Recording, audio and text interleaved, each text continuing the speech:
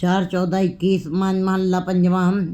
अमृत नाम सदा निर्मलिया, सुखदाई दुख विडारन हरिया। वैसे तो अमृत बहुत ही वस्तुओं को कहा जाता है, जैसे दूध है, घी है।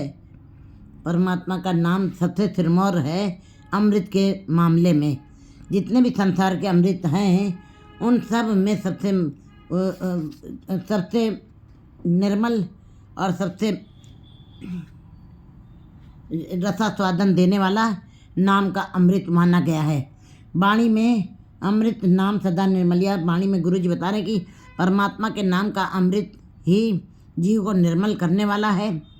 सुखदाई दुख विडारन हरिया, और ये सुखों को देने वाला है, अंदर शांत करने वाला है और दुखों को दूर करने वाला है। इसका पान करने से, नाम अमृत का पान करने वाले जीवों के अंदर सदा के लिए शांति आ जाती है। कभी अंदर चंचलता, अंदर बेचैनी, भटकना, संदेह, भ्रम खत्म नहीं रह जाते।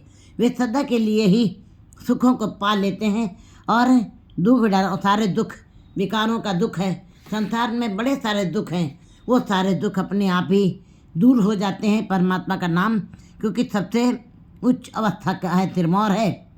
अवर साध चख तगले देखे, मन हर रस सबसे मीठा जियो। सारे संसार के स्वाद, पदार्थों के स्वाद हमने चख के देखे हैं, लेकिन सारे संसार के पदार्थों के स्वाद से अलग परमात्मा के नाम का अमृत का रस है, हरि रस है, वो महारस है। और सारे संसार के रस जो है रस हैं, लेकिन वो महारसों में महारस है और सबसे मीठा है। सारे संसार के मैंने पदार्थों को चखा है, क्योंकि ये जीवन है। मनुष्य अनेकों प्रकार के पदार्थों का भोग करता है और रसों का स्वाद लेता है, लेकिन गुरु जी बता रहे कि मैंने सारे स्वादों को मैं चख के देखा, लेकिन सबसे ज़्यादा मीठा परमात्मा का नाम है। फरीद जी भी कहते हैं, शक्कर खंड निवाद गुड़, माखियो मज्जा दूध, सभ्य वस्तु मिठियाँ, रब न पूजन तुद। फरीद जी भी कहते हैं कि शक्कर मीठी है, बतासा मीठा है, गुड़ मीठा है, भैंस का दूध भी मीठा है माँ, लेकिन सबसे मीठा खुदा का नाम है। परमात्मा का नाम सबसे मीठा है, क्योंकि जब उसको कोई स्वाद चख लेता है, फिर उसका कथन भी नहीं कर सकता, उसका वर्णन भी नहीं किया जाता, उस आनंद के आभास को अनुभव किया जा सकता है। यूँ गूंगा मिठियाई खाई, जो जो पीवे सो तृप्तावे, अमर होवे सो नाम रस पावे। कहते जो जो पी रहा है नाम का अमृत, पहली बात है नाम का अमृत पीने की इच्छा है। संसार में नाम अमृत पीने की इच्छा ना होती, नाम अमृत को अंदर प्यास न होती, तो ये धार्मिक ग्रंथ न रचे जाते। ये 18 पुराण, 4 वेद, 6 शास्त्र, स्मृतियाँ और बाइबिल, कुरान शरीफ, धन श्री गुरु ग्रंथ साहिब की वाणी की रचना न की जाती। इसका मतलब प्यास है संसार में, जीवों के अंदर भूख है परमात्मा के नाम की। लेकिन बाकी सारे संसार के जीव जो है, ज़्यादातर जीवों को हम देखते हैं संसार के रसों में ही खच हैं, जो थोड़ी देर के लिए सुख देने वाला है, आनंद देना है। परमात्मा के नाम की तरफ बहुत विरले जीव हैं जो उसको पीना चाहते हैं, और कहते हैं जो जो पिएगा वो तृप्त हो जाएगा, उसको फिर संसारिक भूख नहीं रह जाएगी, वो संसारिकता से ऊपर उठ करके निरंकार की तरफ जुड़ जाएंगे। संसार पीछे हो जाएगा, निरंकार आगे हो जाएगा। अमर होवे तो नाम रस पीवे। जो फिर उस अवस्था पे जो पहुंच जाते हैं, संसारिकता से ऊपर उठ जाते हैं, परिवार से ऊपर उठ जाते हैं, बाजार से ऊपर उठ जाते हैं, और ये सारे सुखों के पीछे रख के कहते हैं मन मरे धातु मर जाए, बिन मन हुए कैसे हरिपास। मन को मार देते हैं जो जीव, वो फिर परमात्मा के नाम के अमृत रस का पान करते हैं, वो अमर हो जाते हैं, वो परम आनंद की अवस्था को हो जाते हैं, वो तो यह अवस्था प्राप्त कर लेते हैं, मुक्त हो जाते हैं। तो होवे जो नाम रस पिए, जो नाम का रस पिएगा वो फिर सदा के लिए ही अमर हो जाएगा, सदा के लिए ही वो तृप्त हो जाएगा, परम आनंद की अवस्था में पहुंच जाएगा। नाम निधान तिसय परापत, जिस शब्द गुरु मन बूठा जियो। कहते वैसे तो संसार के सारे जीव ही नाम जप रहे हैं, हर कोई नाम जप रहा है, चाहे चोर है, चाहे डाकू है, चाहे भक्त है, चाहे साधारण जीव है, सब नाम जप रहे हैं। लेकिन वो नाम जपना एक केवल एक खाना पूर्ति है, केवल एक दिखावा मात्र है। जैसे कि हमने बर्तन खाली रखे हुए हैं, उनके अंदर अगर जब भोजन नहीं पड़ा है तो खाली बर्तन किस काम है, हमारी भूख नहीं मिटी।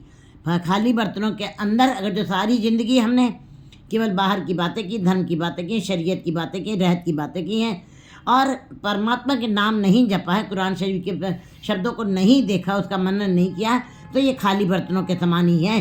इसी प्रकार गुरु जी बता रहे हैं कि नाम निधान तिसे प्राप्त है। नाम का निधान, ये खजाना सबको नहीं प्राप्त होगा, जिसको प्राप्त होगा तो नाम निधान तिसे प्राप्त जिस शब्द गुरु मन उठा जियो। जो गुरु के शब्द के साथ लगेंगे, गुरु के शब्द को दृढ़ करेंगे, गुरु के उपदेशों को मानेंगे और उसी के उपदेशों के अनुसार अपना जीवन बिताएंगे। मर्यादित कहते हैं पर गुरु का हुक्म क्या है, गुरु का उपदेश क्या है? ज़्यादा खाओगे रोगी हो जाओगे, ज़्यादा बोलोगे कुछ ना कुछ गलतियों के पुतले बन जाओगे। ज़्यादा बोलने वाला भी रोगी जीव जो है वो चिंतित हो जाता है, वो दुखी हो जाता है अंदर से ही। कहते हैं फिर ज़्यादा सोचोगे तो कहीं ना कहीं तुम्हारा दिमाग हिल जाएगा। इसका मतलब गुरु जी ने बस यही मर्यादा बताई कि तुमको संसार में बिल्कुल उठना बैठना खाना पीना सब मर्यादित होगा, तब तुम जो है गुरु जी बता रहे हैं वही जो है जिन हर नाम निधान तिथे प्राप्त जिस शब्द गुरु मन उठा जियो। जो गुरु के शब्द के साथ जुड़ेंगे और मर्यादित जीवन ही जिएंगे, जैसा गुरु उपदेश दे रहा है वैसा ही वो पालन करेंगे, फिर उनके मन के अंदर परमात्मा प्रकट हो जाएगा, परमात्मा का नाम दिखाई देगा, परमात्मा का प्रकाश अंदर उसके छा जाएगा। कहते हैं बाकी तो सारे संसार में परमात्मा तो सबके अंदर उसने अपना अक्स डाला हुआ है, उसने तो सबके अंदर सूरत ढाली हुई है, सूरत बिना कोई न कियो। लेकिन सूरत जो है किसी करोड़ों में से एक आध जीव की सूरत जो है जिनका मन जो है गुरु के शब्द में जुड़ता है, बाकी सूरत सबकी संसार में ही लगी रह जाती है। इसीलिए सूरत महीना तो कोई न किसी को किया नहीं है, लेकिन जिसके मन में गुरु का शब्द बस गया है, मन उठा जियो, जिनके अंदर प्रकट हो गया है, वही तृप्त होंगे, उन्हीं को नाम का ये रस प्राप्त होगा। जिन हरि रस पाया से तृप्त अघाना, जिन्होंने हरि रस को पा लिया है, उसके आनंद को माना है, उसका संग्रह किया, उसका इकट्ठा किया। क्योंकि जब हम संसारिक धन इकट्ठा करते हैं तो संसार का धन इकट्ठा हो जाता है। हम जैसे जैसे कार्य करते हैं वैसा ही वैसा हमारे घर में खजाना इकट्ठा होता है। जैसा हम धंधा करते हैं उसी प्रकार के हमारे घर में थोक में सामान होते हैं। इसी प्रकार जो जीव परमात्मा के नाम के जिन हर रस पाया सो त्रिपद घाना, जिन्होंने हरि के नाम का व्यापार किया, हरि के नाम का व्यापार करना सब नहीं, क्योंकि परमात्मा अमूल्य है, जो अमूल्य होगा वही उसका व्यापार भी करेगा, वो भी परमात्मा जैसा होगा तभी उसका व्यापार, अमूल्य गुण अमूल्य व्यापार, अमूल्य व्यापारी अमूल्य भंडार, तब उसी के अंदर वो अमूल्य खजाने बन सकेंगे, संग्रह हो सकेंगे। जिन हर रस पाया सो तो ना है डुलाना, कहते जिन्होंने हरि रस को चखा है, पाया है, प्राप्त किया है, अनुभव किया है, फिर वो कभी डोलते नहीं, उनका मन स्थिर हो जाता है, वो समाधित हो जाता है, उनकी जीवन में समस्याएं सब खत्म हो जाती हैं। वे बहुत ही अपने मन में ऐसे विकारों को मार देते हैं और संसार की तरफ से को पीछे करके और निरंकार को आगे कर लेते हैं। कहते हैं इत रस जब परमात्मा के नाम का रस आ जाता है तो वो रस अपने आप ही पीछे चला जाता है। ये अवस्था कहते हैं जब बन जाती तो जीव निश्चल हो जाता है, मन डोलता नहीं, डोलन ते राखो प्रभु नानक दे कहत है। ये नाम के साथ गुरु के शब्द के साथ जुड़ करके ये वाली अवस्था आती है कि जब जीव दुख सुख और चाहे किसी भी तरीके की समस्या होगी प्रभु के हुक्म में चलता है और प्रभु के हुक्म में ही उसके हुक्म को मानता है। तो ये परमात्मा गुरु के शब्द के साथ जुड़ करके हरि के नाम का जो रस का स्वाद चखते हैं वे कभी फिर डोलते नहीं हैं। जैसा हो रहा है परमात्मा जो तुझ पावे साई पली कर, जो तुम कर रहे हो सब ठीक है, जो भी हो रहा है सब ठीक है, जैसा पहनने को लिए दे रहे हो वैसा ठीक है, जैसा खाने के लिए दे रहे हो वैसा दिए। यही हुक्म, इसी को कहते हैं हुक्म को मानना। हुक्म मनिए सुख पाइए तक हंसमे का महल पाती। जब परमात्मा के हुक्म को मान लेता है जीव, सुख दुख दोनों सम कर माने। जीवन तो सब चाहते हैं, मौत कौन चाहता है, लाभ सब चाहते हैं, हानि कौन चाहता है। लेकिन जब दोनों ही एक बराबर किसी को प्रतीत होने लगे तब ऐसे जीव के कभी ढोलते नहीं हैं। ऐसे जीव परमात्मा की हुक्म के अंदर चलते हैं और सदा ही प्रसन्न रहते हैं, उनके मन डोलते नहीं हैं।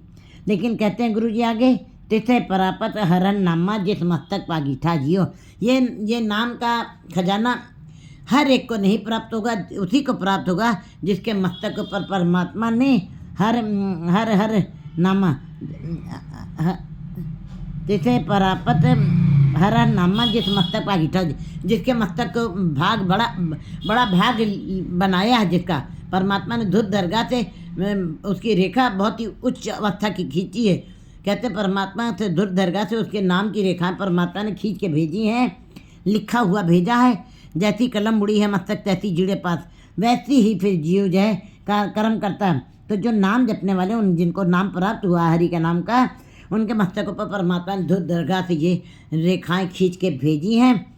और बड़ा भाग्य, ऐसे ऐसे जीव जो बड़े भाग्य वाले कहलाते हैं, उनका भाग्य बड़ा किया है। हर एक हथ आया बरसाने बहुत तेरे।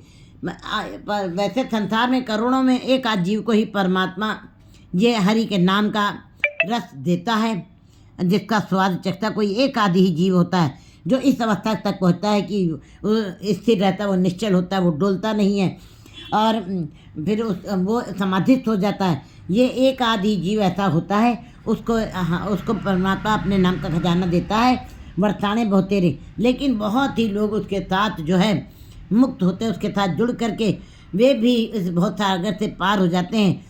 लोगों कई करोड़ों लोगों का भला हो जाता है। एक के हाथ ये खजाना आया और करोड़ों लोगों का भला हो जाता है इस खजाने से। तिस लग मुकत पहे कनेरे, और उस गुरमुख जीव के साथ जुड़ करके जिसको हरि के नाम का रस की प्राप्ति हुई है, जो निश्चल हो गए, जो स्थिर हो गए, जो समाधित हो गए, तो कहते हैं गुरु जी कि उनकी संगत कर करके और भी करोड़ों करोड़ लोग मुक्त हो गए। कि जैसे बिल्कुल उदाहरण बिल्कुल ऐसे ही है, जैसे कि जंगल में एक चंदन का पेड़ लगा होता है, सारी वनस्पति को अपनी खुशबू देता है। जैसे हम पहाड़ों के ऊपर जाते हैं, ऋषिकेश अभी पहुँचे भी नहीं हैं, गोविंद घाट पहुँचते भी नहीं हैं, लेकिन हमें पहाड़, उनकी ठंडी हवाएं हमको महसूस होने लगती हैं, हमको सूह लगने लगती है, हमको ठंडी हवाओं का एहसास होने लगता है। इसी प्रकार गुरु जी बता रहे हैं कि साथ में लगे हुए जीव, उनके साथ लगे हुए जीव भी मुक्त हो गए हैं। नानक नाम निधान ना गुरमुख पाइये, कहो नानक विरले डिठा जियो। गुरु जी कहते हैं नाम का निधान हरि मुख गुरमुख जीवों के साथ मिलता, गुरमुख जीवों के साथ जुड़ करके मिलता है, गुरु के साथ जो जुड़े होते हैं उनको मिल जाता है। नाम निधान गुरमुख पाइये, कहो नानक विरले डिठा जियो। लेकिन ऐसे जन बिरले हैं जो ऐसे जन बहुत कम हैं, जो परमात्मा के कुछ व्यक्तियों ने जिन्हें देखा। नानक कहते हैं कि ऐसे जन बहुत कम है जिन्होंने इस परमात्मा को देखा है। विरली डिठा जियो, ऐसे बहुत ही विरले हैं, ऐसे बहुत ही कम लोग हैं जिन्होंने उस परमात्मा को देखा है इन आँखों से। 4, 15, 22